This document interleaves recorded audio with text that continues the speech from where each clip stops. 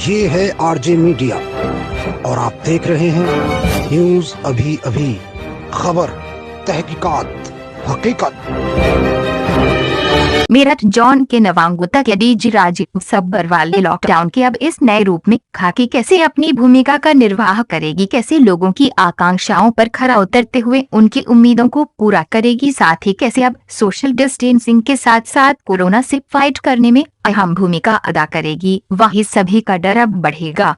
अपराध को भी निर्मूल साबित करते हुए अपने इस परीक्षा में भी कैसे खाकी सफल होगी, इसके लिए क्या रणनीति बनाई गई है और कैसे कार्य करेंगे, इस बारे में विस्तार पूर्वक जानकारी दी। वहीं सहारनपुर के डीआईजी उपेंद्र अग्रवाल के साथ जनपद के वरिष्ठ पुलिस अधीक्षक दिनेश कुमार पी को भी बेहतरीन टीम बताते हुए उनकी कार्यशैली की प्रशंसा की। एडीजी राजीव सब्बरवाल ने कहा कि डीआईजी उपेंद्र अग्रवाल बहुत शांतिप्रिय व्यक्ति हैं, लेकिन जिस तरह से हजारों प्रवासी श्रमिकों द्वारा हंगामा किया गया, लेकिन डीआईजी द्वारा उनकी ही भाषा में शालीनता से जिस तरह से समझाया, जिसके बाद सभी श्रमिक शांत हो गए, इसके लिए उपेंद्र अग्रवाल और एसएसपी दिनेश कुमार प्रभु की जितनी प्रशंसा की जाए उतनी कम है।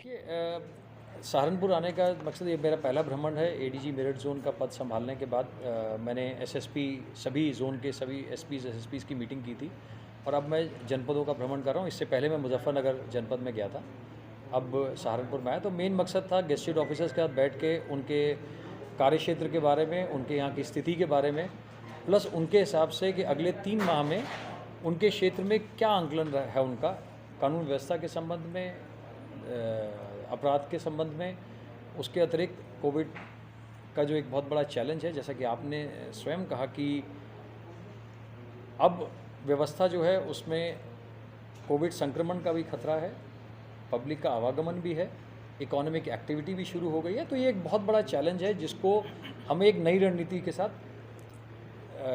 इसका सामना करना पड़ेगा। उसी के संबंध में यहाँ पे चर्चा हुई और एक कुछ चीज़ें, जैसे आपके ही एक मित्र ने कहा कि इस तरह की घटनाएं छिनैती या उसकी हो सकती हैं, बिल्कुल हो सकती हैं इकोनॉमिक कारणों की वजह से।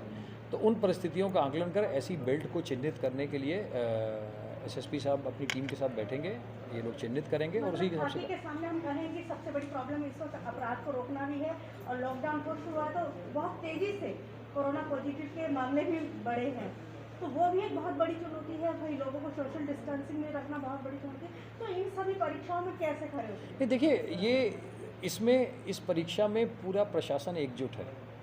केवल पुलिस ही नहीं, प्रशासन के बाकी संघ, सभी अंग, जिसमें मजिस्ट्रेट्स और जिसमें हॉस्पिटल्स, बाकी सभी लोग एकजुट हैं और ये आप लोग के सहयोग से और पब्लिक के सहयोग से ही होगा।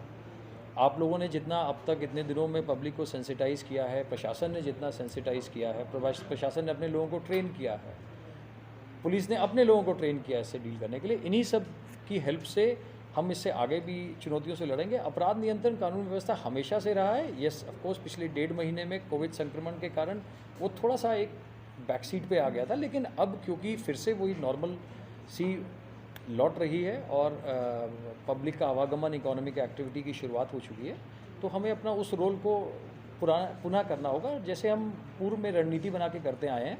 केवल बदले हुए परिप्रेक्ष्य में उसमें उन चीज़ों को अपने संज्ञान में लेके हम एक नई रणनीति बनाएंगे। सर, धार्मिक स्थल की बात की जाए, घूमने जा रहे हैं धार्मिक स्थल की, तो वो यहाँ से यूपी बॉर्डर भी पड़ता है, हरियाणा दिल्ली मार्ग से गुजरने वाला भाग से, और बात की जाए तो काफ़ी भीड़, संभावना है कि काफ़ी भीड़ आएगी, तो उसको लेकर पुलिस प्रशासन की ओर से किस तरीके की व्यवस्था? देखिए, आज हम एग्जैक्टली यही चीज़ कर रहे थे कि अगले 3 महीने में ऐसे कौन कौन से आयोजन हैं जिनमें भीड़ आ सकती है और उसके लिए हम कैसे करेंगे। तो ये चीज़ें आज हमने कुछ चिन्हित की हैं। अगले 3 माह में वे अलग, हर जनपद में अलग आयोजन, मतलब देखिए कुछ जनपदों में कोई एक त्यौहार में ज़्यादा भीड़ आती है, किसी जनपद में दूसरे में आती है। तो यहाँ पर मुजफ्फरनगर का अलग लिस्ट था, यहाँ का थोड़ा सा अलग लिस्ट है। तो एक बार क्योंकि हमने उसका आंकलन कर लिया है, हमको आइडिया है कि क्या है, तो जनपद स्तर पे एक कार्य योजना बनेगी। उसके बाद डीआईजी साहब हम लोग बैठेंगे और उसको फिर फाइनली उसके लिए जिन जिन रिसोर्स की ज़रूरत है हम प्रोवाइड करेंगे। खाकी कोरोना से बचे रहेंगे तो इसके लिए क्या प्रिकॉशंस आपने जारी किए? देखिए, मेरे को बड़ी खुशी हुई देख के कि कप्तान साहब ने यहाँ पर जो कर्मचारियों को संक्रमण से बचाने के लिए जो मास्क की व्यवस्था, सैनिटाइज़र की व्यवस्था, प्लस पुलिस लाइन में और सभी घरों में डिसइंफेक्ट करने की व्यवस्था की है।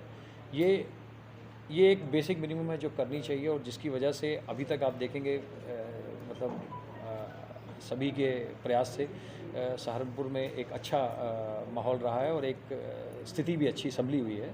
तो ये भी आगे निरंतर जारी रहेगा, और इसमें और चीज़ें जो और जनपदों में अच्छी हो रही हैं वो अगर यहाँ पे भी इम्प्लीमेंट कर सकते हैं, हम ज़रूर करेंगे। सर, अगर मास्क और सैनिटाइजर की बात की जाए, लगातार बोला जा रहा है कि मास्क और सैनिटाइजर साथ यूज़ करें, इस्तेमाल करें, एक बाइक पर दो ना जाए, उसको लेकर एक अभियान भी लगातार चलाया जा रहा है, कब तक चलता रहेगा और अभी तक कितना चला सकते हैं? देखिए, ये संख्या तो मैं ऑफ हैंड मेरे पास अवेलेबल नहीं है, आप रात तक पूछेंगे तो मैं बता दूंगा। लेकिन एक चीज़ इसमें ज़रूर है कि शासन के जो गाइडलाइंस कल आए हैं वो बड़े स्पष्ट हैं, और उन स्पष्ट गाइडलाइंस के अनुरूप सभी जनपदों के पास निर्देश हैं, उनमें उसमें कार्रवाई करनी है। जैसा आपने कहा, कंटेनमेंट जोन के लिए अलग मापदंड है, बाकी जोन्स के लिए अलग मापदंड है, तो बिल्कुल उन्हीं के अनुरूप कार्रवाई की जाएगी। और जैसी कार्रवाई अभी तक बाकी जनपद करते रहे, और बहुत ही अच्छी कार्रवाई, आप खुद मानेंगे कि बहुत ही अच्छे परफॉर्मेंस रही है इस जनपद की, और मुझे आशा है कि ये कार्रवाई आगे भी चलती रहेगी। जेलों से जो कैदी छोड़े गए थे कोरोना के चलते, तो उनको वापसी लेने का क्या प्लान है, या फिर अभी वो बाहर हैं? देखिए, ये एक इस डोमेन के बाहर का विषय है, लेकिन एक चीज़ है कि इसमें जो हैबिचुअल ऑफेंडर्स हैं उनकी सख्त निगरानी तब तक की जाएगी जब तक वो बाहर हैं। ये चीज़ इस जनपद में पहले से ही ये लोग चिन्हित कर चुके हैं कि ऐसे कौन लोग हैं जो हैबिचुअल अपराधी हैं, जो आगे चल के दिक्कत कर सकते हैं, अपराध को बढ़ावा देने में या किसी और इस दौरान में अपनी शर्तों का उल्लंघन करने में कर सकते हैं। उनकी ये चिन्हीकरण कुछ हद तक कर चुके हैं, तो यदि चिन्हीकरण हो गया तो उनके ऊपर निगरानी भी की जाएगी। कुछ पुलिसकर्मी द्वारा जैसे लॉकडाउन में रहा है, कोई दंडाई मारती है, कुछ पुलिस की स्थिति को खराब करते हैं कुछ पुलिसकर्मी, उनके लिए क्या गाइडलाइन है? लोगों में दहशत देखी दे रही है, कुछ दुकानदार भी सवाल को लेके विरोध करते हैं, राहगीर को भी चक्कर में डंडा मार देते हैं, इसमें क्या हमें? नहीं, देखिए आप कुछ प्रकरणों की बात कर रहे हैं, बट आप देखिए तो अधिकांश जगहों पर, अधिकांश क्या मैं कहूँगा 99.9% टाइम पुलिस ने वाकई ही, पुलिस क्या प्रशासन के सभी अंगों ने 24/7 मिलके बहुत ही अच्छा, बहुत मेहनत से कार्य किया है, और समय समय पर गेस्टेड ऑफिसर हमारे एसएसपी साहब, डीआईजी साहब सारी फोर्स को सेंसिटाइज करते हैं कि कैसे लोगों से डील करना है। और उस सेंसिटाइजेशन का फ़र्क यह है कि आप देखें तो ऐसी, मतलब आपको ऐसा नहीं मिलेगा कि ऐसी घटनाएं हो रही हैं, तो कहीं ना कहीं वो सेंसिटाइजेशन, वो ब्रीफिंग मदद कर रही है, और ये आगे भी चलती रहेगी। लास्ट सवाल है, जो लोग बाहर से आ रहे हैं, दूर दराज से लोग आ रहे हैं, उन लोगों को क्वारंटाइन किया जा रहा है, पकड़ा जा रहा है, कुछ लोग छिपे हुए हैं, उनके लिए आप क्या करेंगे? नहीं, दोबारा बोलिए, आपका सवाल कुछ लोग, सर कुछ लोग बाहर से आ रहे हैं। नहीं, आपने लास्ट में लाइन क्या कही? कुछ उन्होंने कहा कि छिपे हुए हैं, मतलब चोरी छिपे आ रहे हैं। जैसे बॉर्डर पे पहले चेकिंग चल रही थी, अब चेकिंग नहीं हो रही है, तो कोई व्यक्ति दिल्ली से आ रहा है या दूसरे अन्य दूर स्टेट से आ रहे हैं, तो उनको कोरोना पॉजिटिव ना हो, पहले कोरोना क्वारंटाइन किया जा रहा था, लेकिन अब ऐसा नहीं है।